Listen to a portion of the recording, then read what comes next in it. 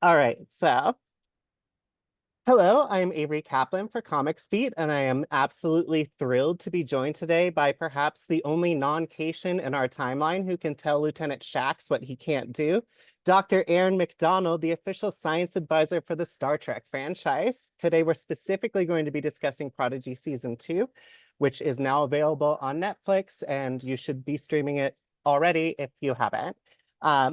So thank you so much for joining us today. We're so happy to have you.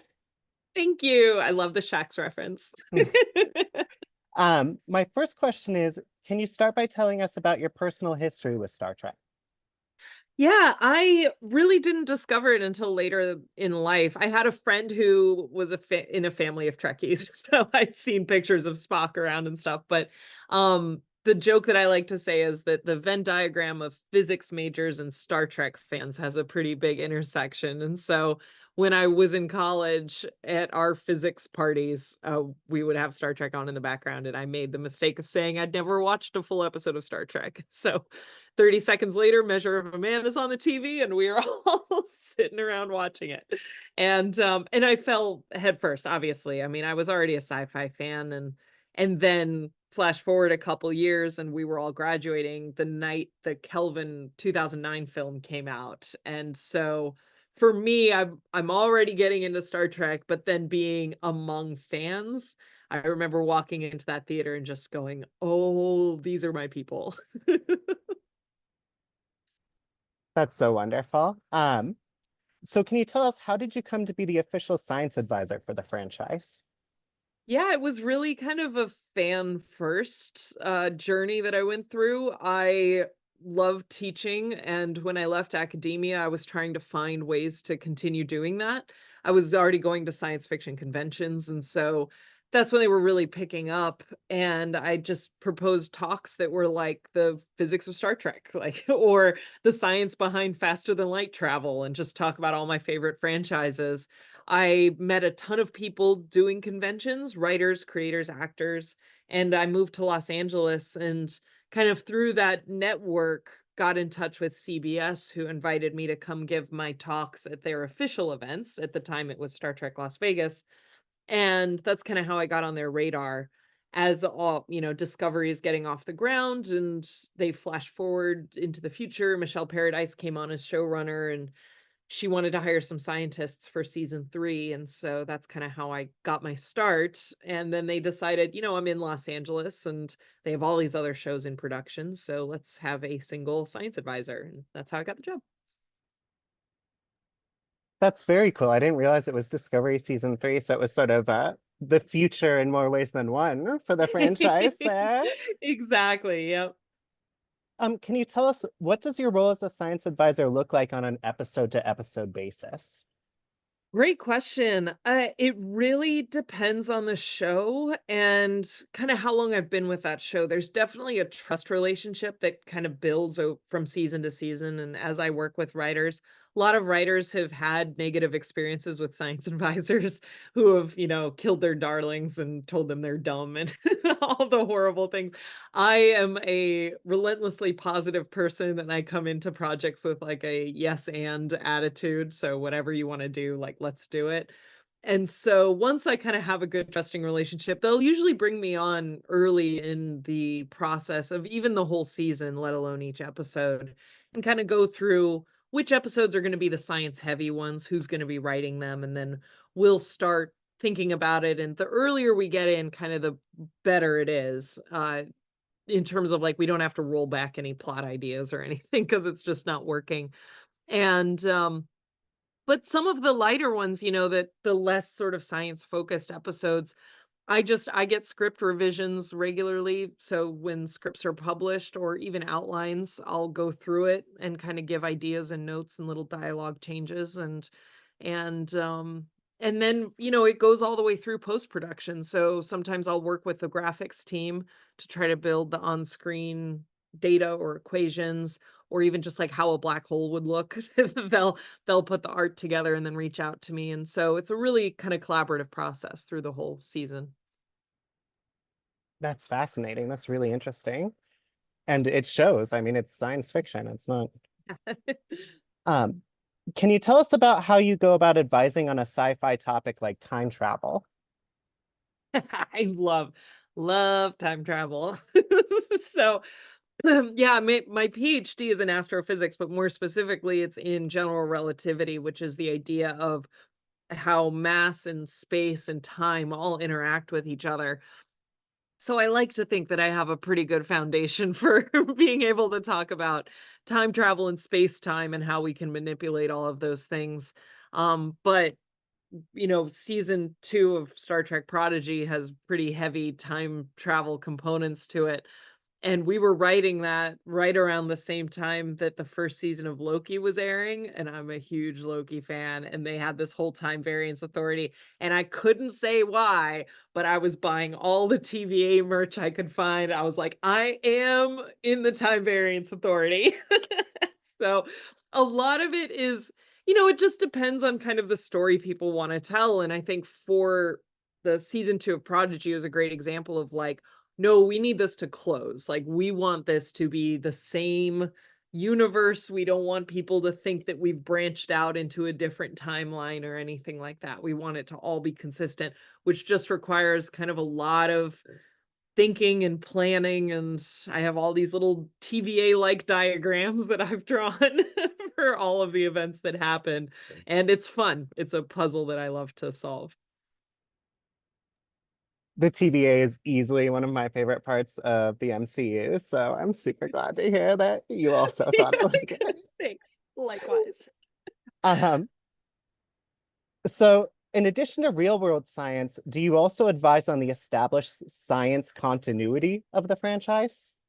Yeah, I think it's a commonly overlooked aspect, I think, of the job, but that's one of the reasons that they wanted kind of a single point person was to manage, because, the facts are facts, science is science. A lot of people can do that, but to have a single person who understands the science of a transporter or replicators or warp drives or all of those things, so that when the different shows talk about them, it's consistent across that.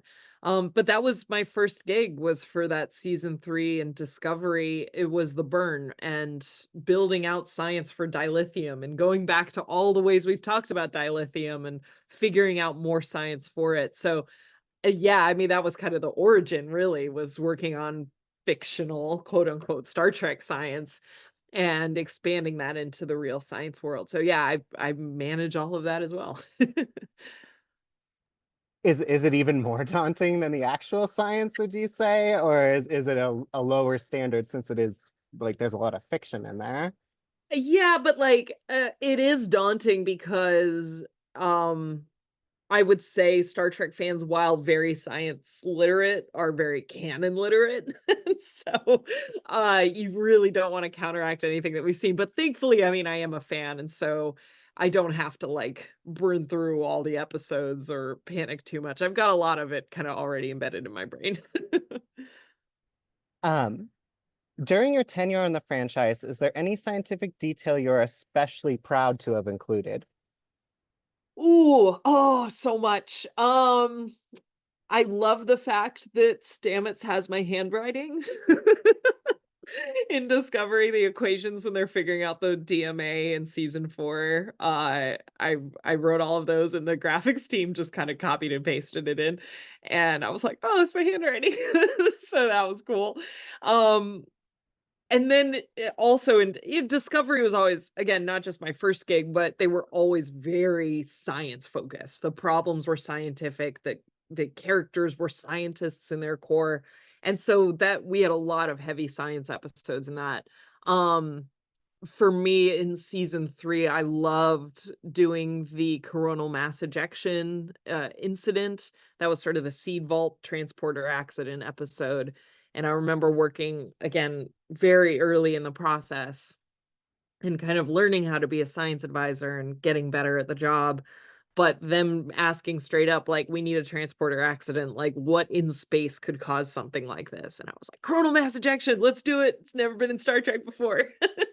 So and I love also not just putting that science in, but then being able to write the sort of, cliche Star Trek trope scene of them, like, it's like a burp, and giving the various metaphors and similes to explain it. Like a balloon with too much air in it, right? I get that reference and I respect that. um, what was it like playing the role of Dr. Erin in Universe? Practically, did you record it at home? No, so I actually got to go into studio, but this was very COVID time, so it was very empty. There were very few people there, but I did get to have what I like to call Hollywood days, where it's like I get to do the thing that when you work in the industry, people think you're doing every single day. But driving up to like Nickelodeon Studios and recording there was pretty special. And yeah, I mean, it's funny because when I was in like just finished graduate school, still working in academia, still figuring out what I wanted to do, I realized I had really not spoken to a non-scientist in like 5 years, and it's like, I got girls gotta get out. So, I started taking acting classes, but I'm covered in tattoos, and so stage or on-camera work wasn't really a feasible option for me. So I started doing voice work purely as a hobby. I did some, like, independent, book narrations, some fan audio projects here and there, and when I moved to LA on the side, I did a couple commercial gigs, and so it was a weird convergence of, like, what is truly a hobby, but something I enjoy doing coming together with my science advising on Star Trek job, and now I am a character in the universe, so I think it'll sink in about 20 years. I honestly don't think it really has. Well, and then in this season, you specifically have a part where you record a sort of like informational science video, which you have a lot of real world experience with. Was that sort of surreal to be doing that for time travel? Yes, I loved it. I loved it so much because, again, even going back to graduate school, I was like, if you had asked me what my dream job was, because I really didn't know, I was really struggling. I was like, I just want to work at Starfleet Academy. Like, Starfleet Academy isn't real, and I'm very grumpy about this, but like, that is my dream job. And so much so that I bought a license plate frame that says Starfleet Academy faculty member. And now it's It's true. accurate. Yeah, you're one of the few people who it's legitimate for. Exactly. And I just love, what was really fun was the kind of idea of doing this temporal mechanics 101 video as a sort of Mr. DNA explainer. Because time travel's hard enough, let alone for like a kids show to try to explain all of this. And I think I had a friend text me when it came out and they were like, "Oh my god, you're the Clippy of time travel." While I would have gone, like, more Miss Frizzle era, I'm okay with that reference, but, yeah, it was really fun to sort of help write it and, yeah, be in that booth and just feel like I'm teaching at Starfleet Academy. It was so great. They should just show that clip before other time travel things just to help people out. So Prodigy is for all ages. Did this affect your advisement for the series at all? For sure, I think working on Prodigy was very different from all the other Star Trek shows because I'm always building that backbone of science. I'm always making sure the Star Trek science is accurate. But for Prodigy, it was about, also creating a show that would inspire kids to want to get into science. And so a lot of science and knowing your audience is more all ages. So having to find more ways to explain the stories and the science that we're seeing in a way that can be relatable to all ages is a challenge, but one that I love. And for me, Jane being able to write lines for like Admiral Janeway, but even hologram Janeway as a teacher is just so fun and cool. And yeah, I feel like, oh, this is what I meant to do. Like this is what I'm meant to not meant to become Captain Janeway. I'm meant to like write Captain Janeway. And I love that. It's yeah. That is very cool. As a child, I came up on the original Janeway, and that was just so cool to me to see that like the next generation is getting like an even more geared towards them version. I thought that was Oh very my gosh, exciting. when they told me that Kate Mulgrew was coming back to play Janeway, I fully wept in my car on the way home. I was very cool. I like to think I was cool in the room, but I have a massive Voyager tattoo, so it's pretty hard to think that I, wasn't a little bit excited, but yeah, that was, oh, a whole thing. Yeah. Well, that's part of the gig, right? Is like repressing the geeking until afterwards. Yeah, trying to. Um, do you have any thoughts to share with us on Rock Talk in particular? Oh, my baby. I love Rock Talk so much. I mean, we when I was brought on, kind of as we talked about, that, Prodigy was a little bit they had already started working on the show when I was hired to work on all the shows, and so I came in kind of in the middle of building out season 1, but the main thing that they wanted to talk to me about was what I was like as a kid, wanting to become a scientist, and what I love that the writers did for Prodigy was that, I think when we talk about inspiring kids to go into STEM, we paint that with such a broad brush, but I love that Rock Talk knows that she wants to do science, she's excited by science, but she's learning what science interests her. And that was me. It was like I liked the idea of studying aliens, but then I started taking biology and I didn't like biology and it was hard and chemistry was really hard for me. And like God forbid you put me in a lab because I can barely build Lego without it exploding everywhere. And so learning equations and programming and math was like it took me a long time to find that and find my love and my passion and what and how that all converged. And so the fact that we have Rock Talk go on that journey as well is really special.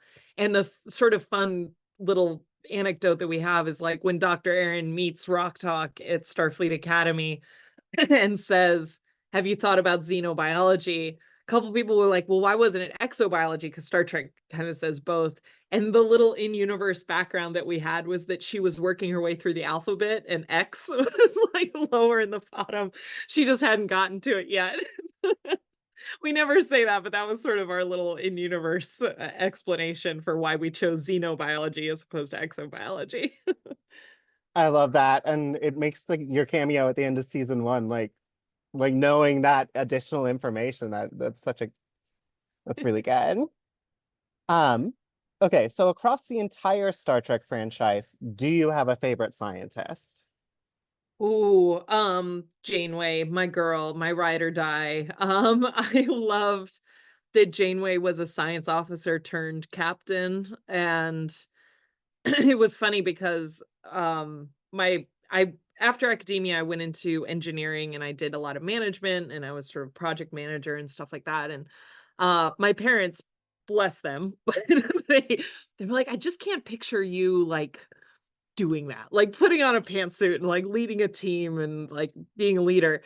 And then they watched Star Trek and they watched Janeway and they were like, "Oh, I get it. Like, that is the type of leader that you would be." And it's a very chicken and egg situation because I feel like as I was going through my professional explorations and as I was growing professionally, Janeway was a mentor to me. And I'm sure I absorbed that, but I was already drawn to it for a reason. And so yeah, Janeway's my favorite scientist, and I love Voyager because I think it is such a science episode, I think or science show. I don't think they ever lost sight of the fact that she was a scientist first, and that really kind of holds true in their storytelling. Yes, and I love the way that you get to see the effect of all the science that she did, even though they were in the Delta Quadrant in Prodigy, because Yeah, with over and over again with the Dauntless, with the just hologram Janeway herself, that you see how that all flows directly from the science she did in the Delta Quadrant, which exactly. I love. Um, okay, I know we're getting towards the end of our time, so I'm trying to be a little more selective here. Is there any particular story or story element you find especially implausible, scientifically speaking, across the whole of the franchise? Oh. So Star Trek is like It has weird and wacky episodes, but I feel like the franchise knows when to not explain it and just let the wackiness happen. I mean, if we're gonna go all the way back to, like, the original series, you have, like, green hand glowy things that are plucking ships out of space, and, there's a lot of just chaos.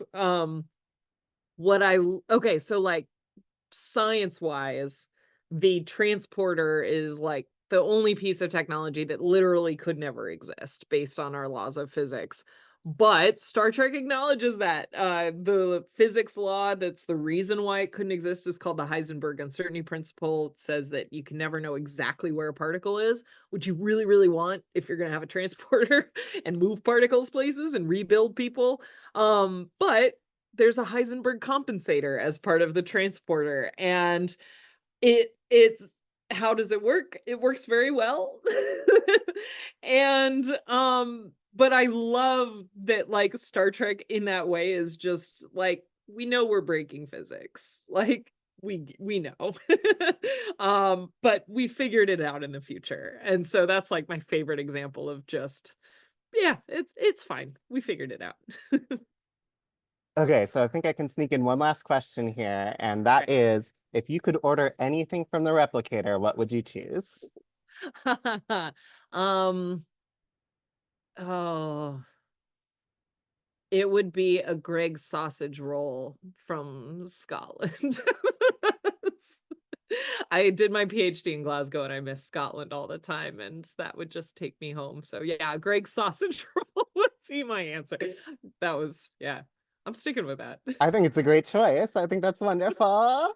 Thank you. Um, Thank you again for joining us. It was so wonderful to chat with you. And hopefully we'll get to talk again in the future. And everyone watch Prodigy season 2 on Netflix if you haven't yet. Thank you so much. Thanks.